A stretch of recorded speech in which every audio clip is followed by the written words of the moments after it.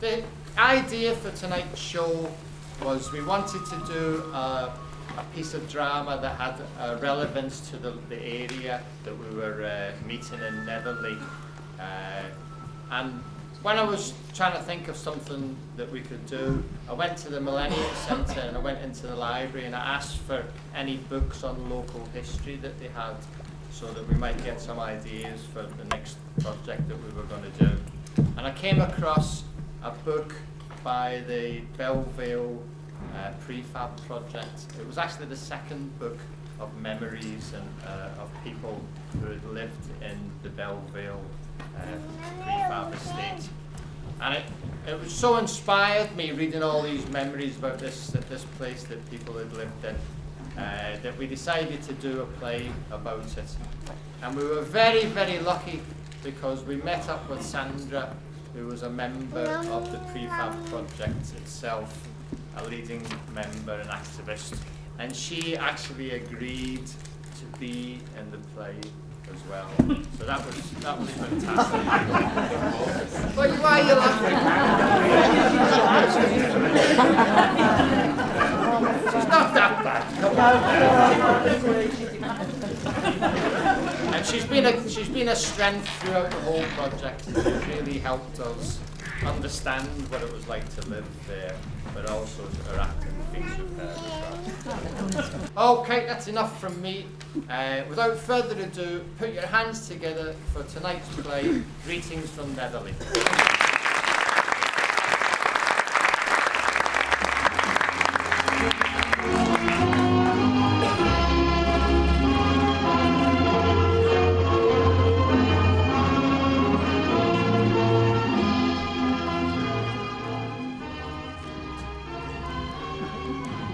And so, as the war turns in our favour at last, and on all fronts we witness the Nazi menace retreat, we turn our minds to rebuilding this country of ours, so that once again it may be worthy of the title Great.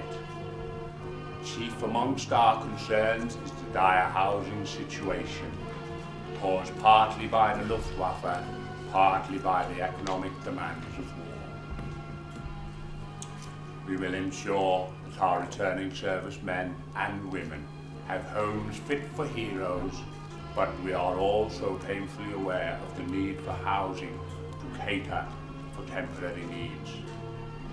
To that purpose, we intend to build up to 250,000 homes of the prefabricated or emergency type, to ensure that these homes go to where they are most necessary. The government will subsidise heavily the cost to local councils. And finally, the building of these prefabs will provide much needed employment to the factories currently building aircraft, a task we hope will not be necessary for very much longer.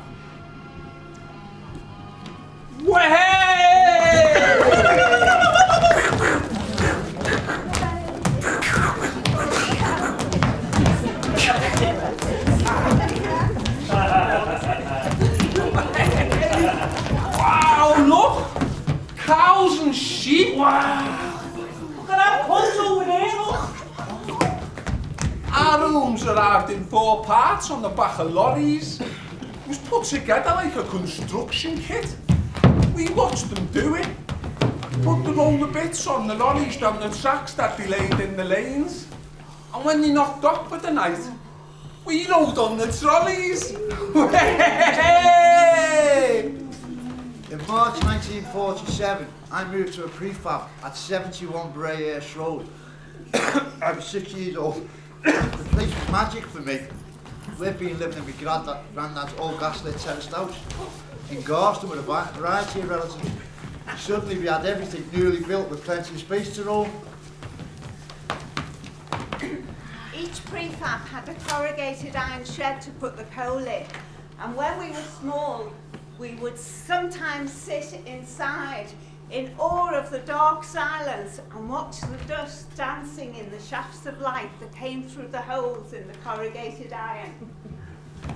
There was countryside everywhere. We couldn't believe it. never seen so much green. There was farms everywhere. But there was also no, even nasty farmers, right, who shot at us because we were on their land. Don't be putting that gun at us. Let's go down to Jackson's pond and fill up our buckets with frog spawn. Yes. Split the kipper. What's that? You've never played split the kipper? It's dead easy. You get a knife right. You throw it in the ground. Wherever it goes, you reach your foot to it. And when the other person's got the feet wide apart, you split the kipper. Dead easy. Throw the knife into the ground. Me first. No, let's go up to Jackson's pond. Why? There's too many adults here. Yeah.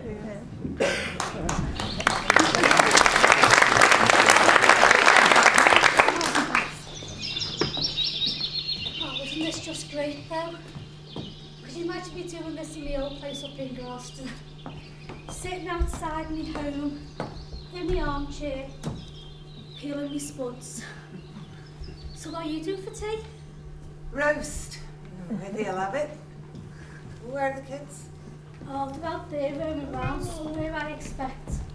I don't mind as long as they're not under my feet. You want to warn them about going on that farmland. You know that farmer Emma? He took a pot shot on some of them the other day. Oh, it's only salt. Salt? Yeah, salt. They put it down the barrel instead of the shells. Hurts like anything when it gets you right close quarters, especially on your bare legs. Still, I mean, are you to know? I don't think they're going to shoot anybody over a few nick carrots. Well, I wouldn't be so sure. Them bloody farmers. Ooh, they're narky so-and-sos. Yeah, well, you've got to stay from their point of view. I mean, 1 minute they're surrounded by all this lovely countryside. The next minute they've got hordes of little Scouse maniacs running all over the fields, scaring all the cattle. Well, it's a small sacrifice compared to what some have made. Yeah. And where's Jack? I thought it'd be the making of him when we moved out here. I was so dark and gloomy in his mother's place in Wavertree. Even I got depressed. It did seem to lift him at first. I remember he took to that garden, even with his fingers, the way they are. He's still growing things. Oh, it's just like he's going through the motions. Yeah, it's like this big dark cloud is hanging over him from the past, and he just can't get rid of it. I mean, every now and then a little bit of sunshine breaks through, but quickly as it comes, the clouds gather overhead again. I know, but it's not surprising, you know, considering. Did you hear about Jenny Roberts down Charlesworth Road? No. Mama. Well, you know her daughter came back to live with her. I do remember something now. Wasn't she expected? 8 months. Told to leave the house they were living in. It was a company one, see, and since her fella wasn't working there anymore. Oh, you'd think that at least let her wait until she'd had the baby. Anyway, so she comes back here to live with her mum. I mean, Jenny's all right with it, squeezes them in somehow as you would. Anyway, next thing, man from the corpies at the door. We have reason to believe you are trying to secure a place on the corporation housing list by unfair methods. No. Somebody had only informed on them. Oh, talk about the Gestapo. You can stay till the baby's born, the fellow from the corpy says. But your husband has to leave immediately. Oh, I mean, I know they've got to have rules, but that's a bit harsh. You wonder why. Some families have been let in here at all. I mean, this estate is supposed to be for ex-servicemen, really. You know, like my Jack and your John. You know, fellas who've put themselves out for king and country. I suppose you don't mind, you know, if they're without a roof, if they've been bombed out. No, they need to be a bit more choosy if you ask me. You see, that one who's just moved in round the corner. Do you know, I meant to call round, but with one thing and another. Can't see her fella having done much in the war. Not by the look of him. Not the type, if you know what I mean. Mum, can I have a drink? Go on then, take your sandals off. But you know what, on second thoughts, I'll get you the drink myself. I'll have all kinds of mud trod right the way through my pre-fab.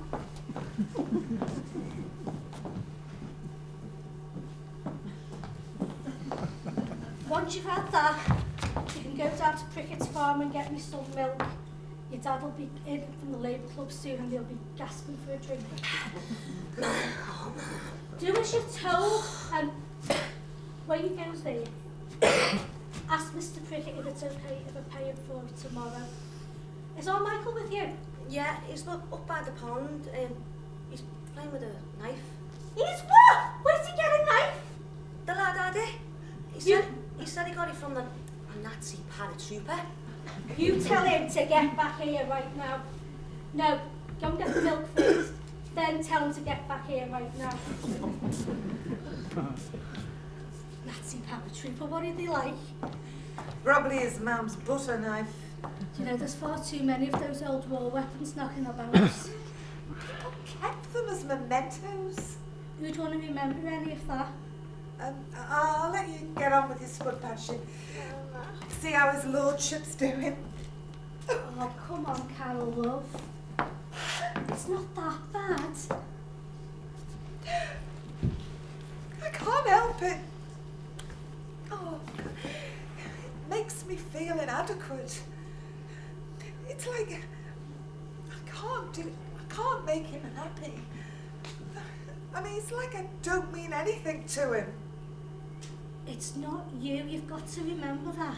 It's what those bastards did to him during the war. You don't get over something like that in a hurry. Yeah, but you've got to try, haven't you? Otherwise, what's the point of living anyway? My John thinks it might be something to do with this place. Well, what do you mean? Well, it's built a bit like a camp, isn't it? He thought it might bring back bad memories. A holiday camp? Yeah. Nothing like the place he was in.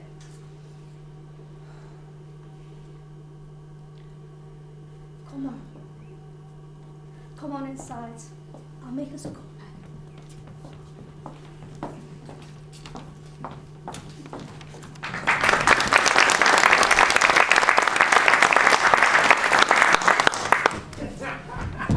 Come on! Yes! We used to go looking for eggs in Charnwood Woods. And on the farm down the lane, on the left, there was a boat. And we thought it was Noah's Ark.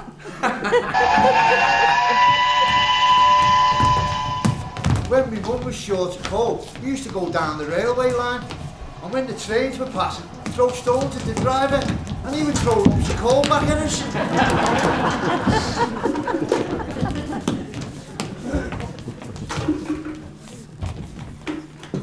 Cold winters were the worst. We used to wake up to icicles on the inside of the bedroom windows, and we'd drag our clothes into bed with us and wait for them to warm up before we put them on.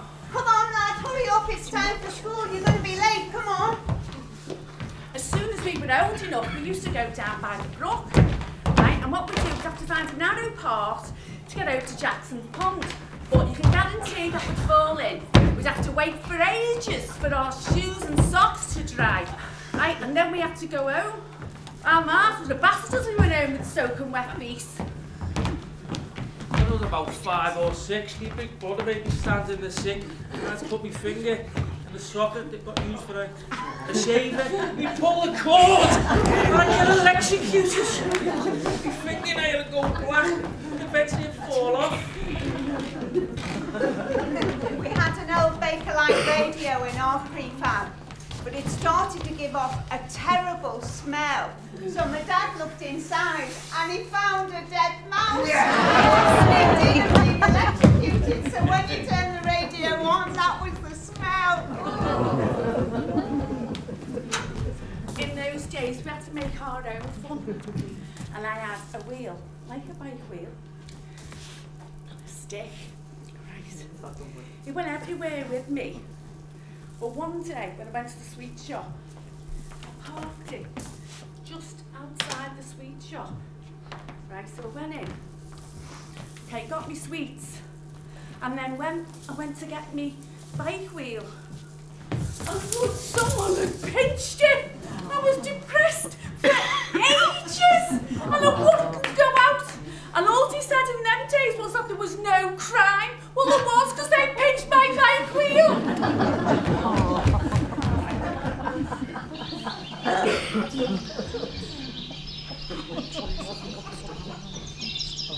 Never saw the sun shining so bright.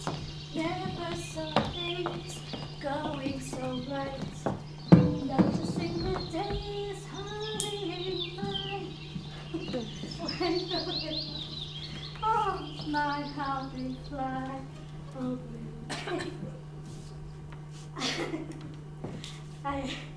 It's in a world of my own.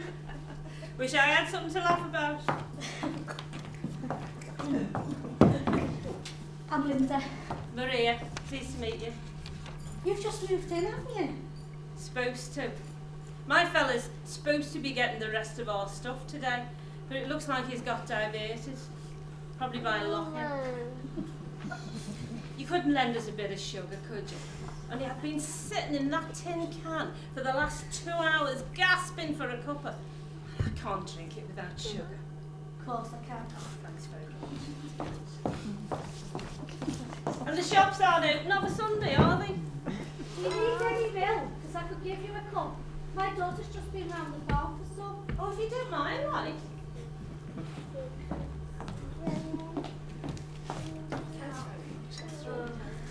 I was just laughing. I went round the shops yesterday and I'm talking to Mrs. Adams and she says, "Hey, what have you and your fella been up to?"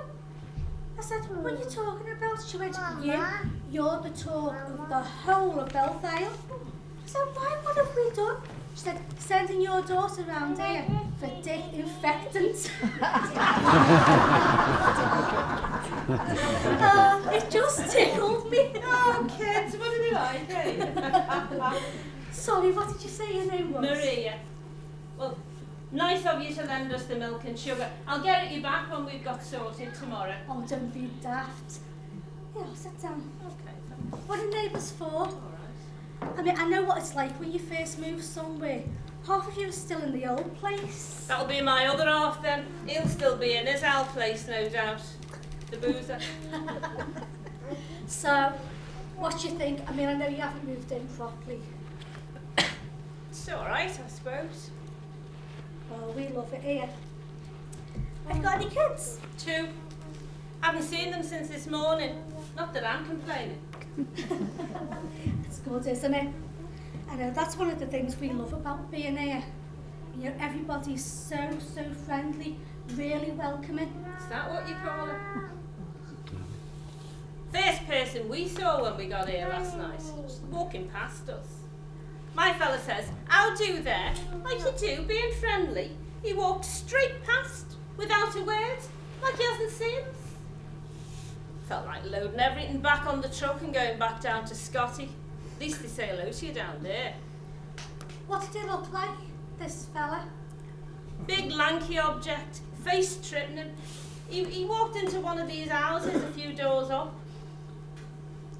Yeah, that'll be Jack Cowan. I've had his wife Carol round here this afternoon. He had it bad in Burma, you know, with the Japs. Bit of civility never costs nothing. No, they didn't have kids. I think that might have helped. No kids, and they've stepped into one of these. I thought these were for families.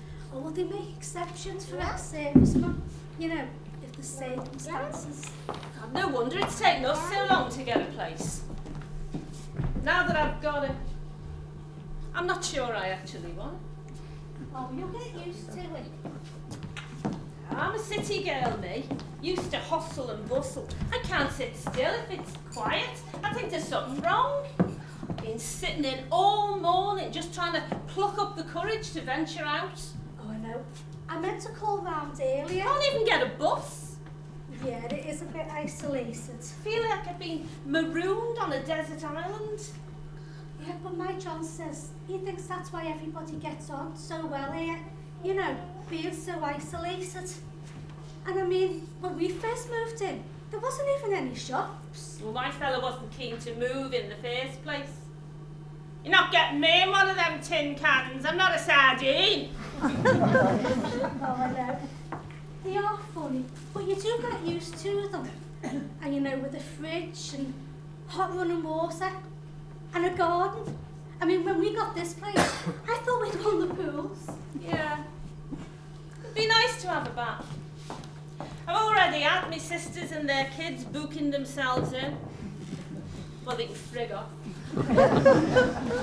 I didn't sweat blood and tears down the housing just so they could parasite off us.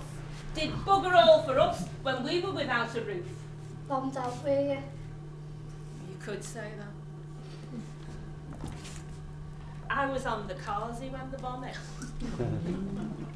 One of them big landmine buggers. When the dust cleared, I'm standing there with a cob of newspaper in my hand and my drawers round my ankles. Of course, we got it worse down Scotty because of the docks. #1 on the Luftwaffe's list. Took them long enough to get us a place, though. The Corby, I mean, not the Luftwaffe. Husband in the services, was he? The United Services Club on Great Omer Street. Nah, he's on the docks. Essential labour. I don't know how they get that one. He's never done a useful day's work in his life. Suppose your fella was in the services. Oh, yeah. To hear him talk, you'd think he won the war single-handed. He's down the Labour Club at the moment. Oh, they're all the same, aren't they? Hey, out bevying and leaving us to sweat over the tea. Oh, no, he's not drinking. Oh, it's all right, girl. My fella would drink in the Orange Lodge if they were having to stay behind. No, he's building it. There's quite a few of the men off the estate down there. He's a Sparks. Working on a Sunday. Double time, I suppose. Not that that justifies working on a Sabbath in my book. Oh, no, he's not getting paid for it. What? It's all voluntary. Working for nothing? They're trying to get it ready in time for the coronation. Oh, you wouldn't find my fella working for nothing. Too much of a union man for that. Well, my John's all for the union. But it's different when it's your own, isn't it? I mean, besides which, it just wouldn't get built. Oh, that's what they tell you, to get you to do it for nothing. Another thing I'm not happy about here is the school situation. I couldn't believe it when I heard all the kids are lumped together in the same school, regardless of their faith. Seems to work all right. Oh no, I want my kids growing up in the faith. I've always been a strong Catholic. Oh, me and my John, we're strong Catholics. But we like it, actually. You know, I've never understood how kids can play perfectly well together in the middle of the street, and as soon as they're old enough, they get separated when they go to school. No. I want my kids to have a good Catholic education, thank you very much. Well, maybe there wouldn't be as much nonsense in the world if they were all mixed in together. The kids and Joseph Williams seem to get on well enough. I dare say they do. Oh, I hope you don't think I'm sounding superior or anything. Not at all. You wouldn't influence me anyway. Mom! Oh, Michael's had an accident. What? Yeah, he sliced his foot open with a knife. And there's blood everywhere. Oh, sweet Jesus. Go and get your dad from the Labour Club. Where's old Michael now? He's at Jackson Pond. Go and tell your dad to be standing on you! Oh, sweet Jesus. It's all right.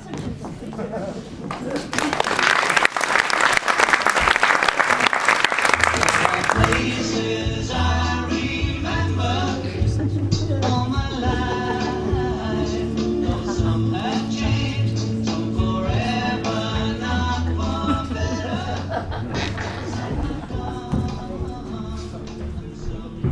Help, please, me feet are killing me. This long and winding road, it's been going on forever. Paul, tell me why did you have to come here? Come on, Mike. We can work it out. Only because of some girl you want to see. Are you joking? I wouldn't mind, but you only met her yesterday.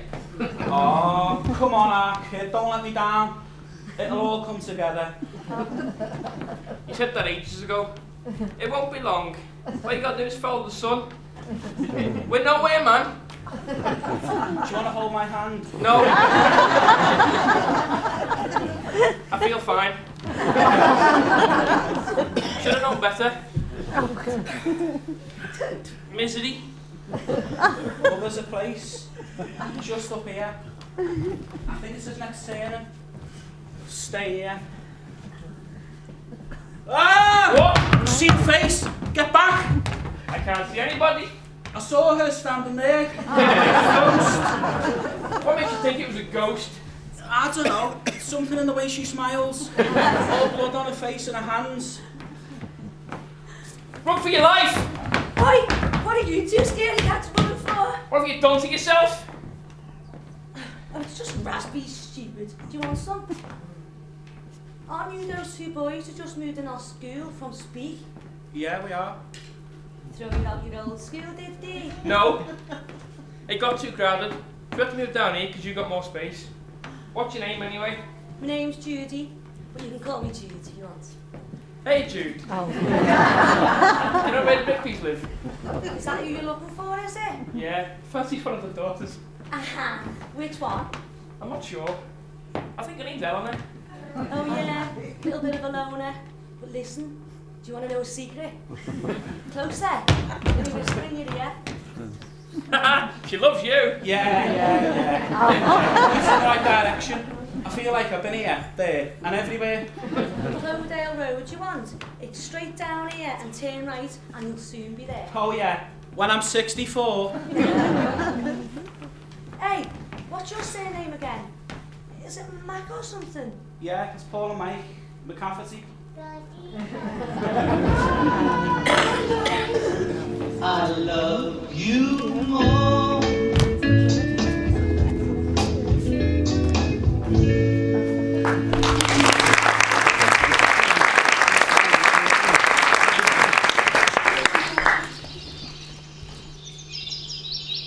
Split the kipper. More like split the flipper. Oh, John, do you think he'll be all right? Yeah, doctor said it wasn't as bad as it looked. And he's missed the main arteries anyway. Plus he's given the sentence just in case. Thank God for that. God alone knows where that bloody blade's been. A Nazi paratrooper's knife apparently. Do you think it was? No, it was an old bleeding calf and knife someone threw out.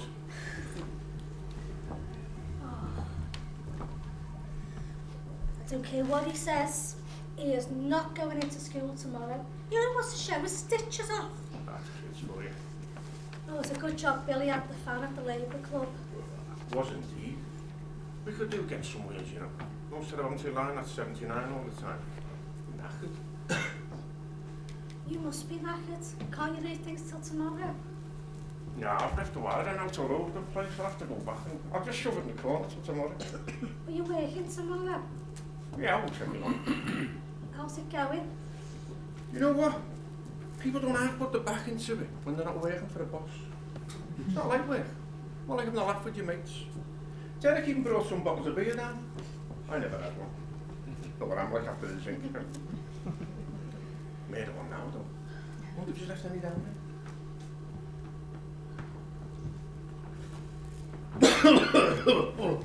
Give me these things. You should think about giving those things up. Nah, you got to clear the old whimpers, haven't you? I was reading an article in the newspaper the other day, written by a doctor, and he reckons those things aren't as good for you as what the companies make out. Do you know what? They tell you everything's bad for you these days. They tell you sex is bad for you next. Well, it is. Think of all the pain and hardship it causes for women. It's not what you said last night.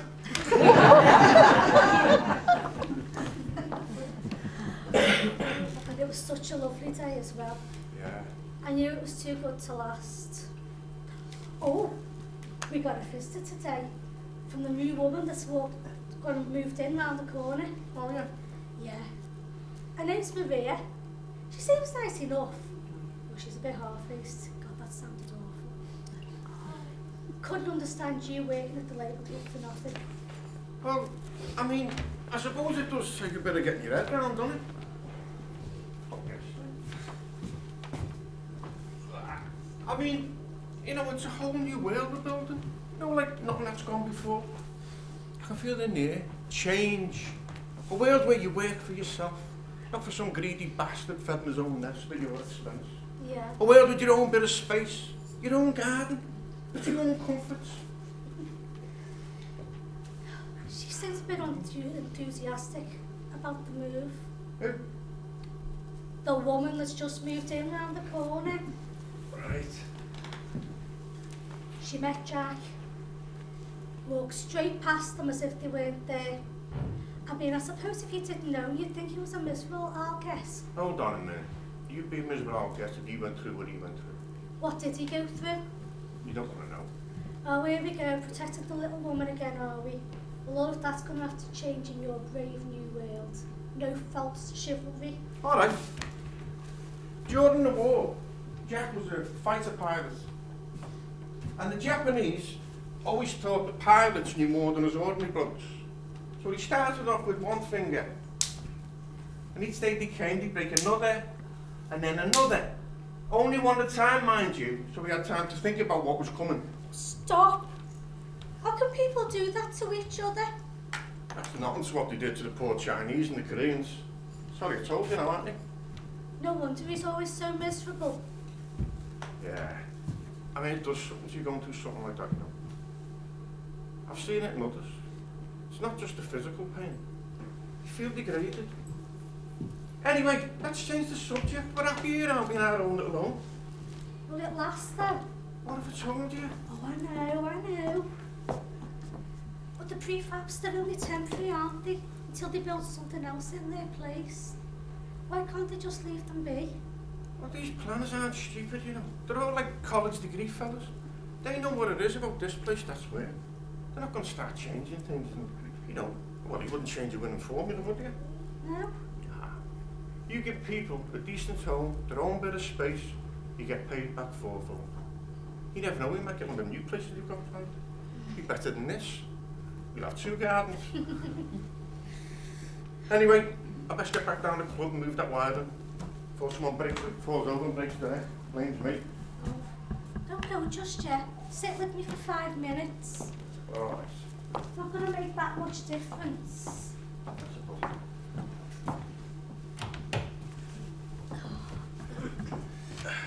Look at that, the sun's going down. Yeah, it's a beautiful night, isn't it? Do you hear the birds? Birds of paradise. What was that? Sounds like a good shot. Farmers? No, I think it come from Jack and Carol's.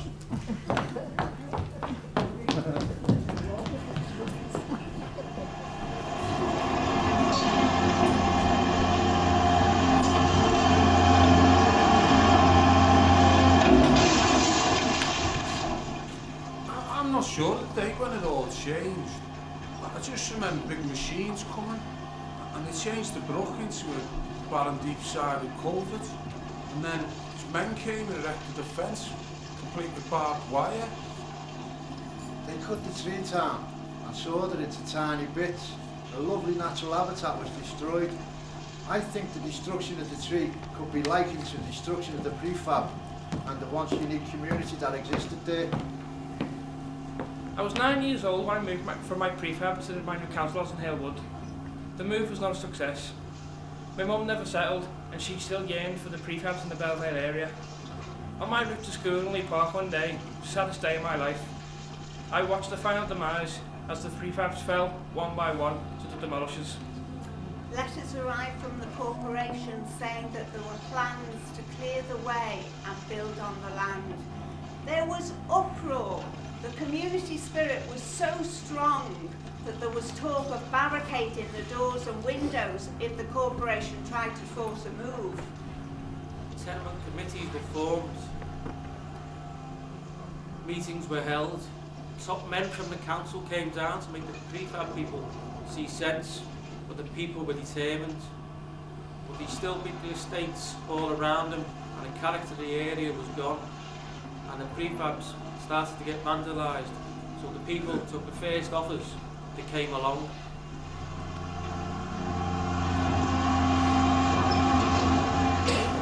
I talked to one of the men from the city planning office about what would happen to the site that once housed the prefabs. He told me that big plans had already been laid. The whole demolished area would be cleared and developed for more than 2,000 dwellings.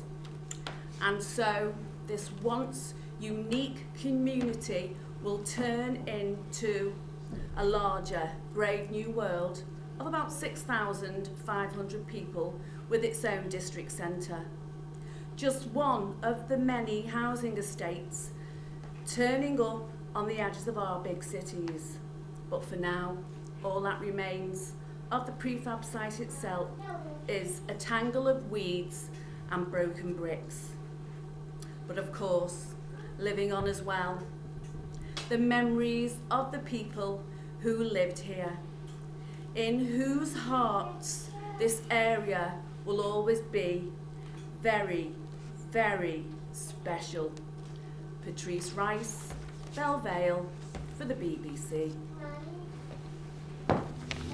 There are places I remember all my life, though some have changed, some forever, not for better. Some have gone, and some remain. All these places have their moments with lovers and friends.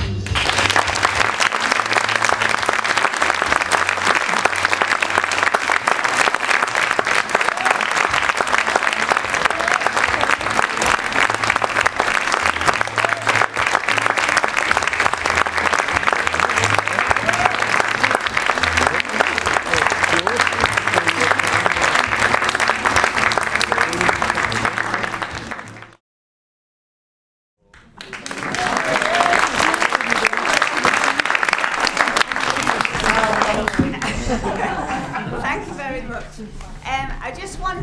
I needed to say that we still have the Belle Vale Prefab Project meetings every month at the Millennium Centre. Is it that way? Yeah. Yes. So only one bus ride from here, and we're meeting every month with all our memorabilia and our memories and our friendship, and it's lovely. And everybody is welcome to come along and see what we're up to and see what we've got. So if you know anybody who might be interested in coming along and joining us, then please tell them that we are meeting every month. It's the last Thursday of the month at 7 o'clock, and there's no charge. But also, they're all gone. I wanted to say, from my point of view, it's just absolutely wonderful that Tom picked up our book and has created this piece of theatre out of what he gleaned from the book. Not all the words are memories from the book, but many of them are. And I'm just looking to see if I recognise anybody who might be in the book. Robert, did you recognise your words? Yes. And is Sue Wilding here? Because some of her words are there. But I went through the book and I was seeing who had said what, and there's about 20 or more actual quotes from the book. And of course, Tom's created a piece of theatre, weaving its way round it. But Tom's disappeared, he's gone out there. But I really want to thank him for using our book and creating this piece. Tom, so I want you to give a rap. Tom. Oh, right, yes, he's coming back. Of course, there's the raffle.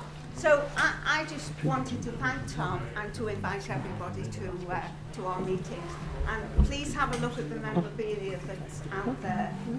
And the book that Tom has taken the memories from is More Prefab Days, and it's only £10 and it's on sale out there. Tom, We're all on a state of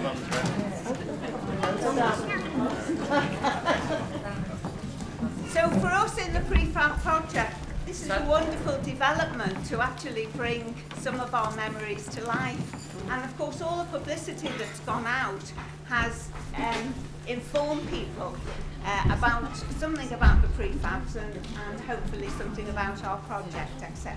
So I want to thank all of these people for what they've done.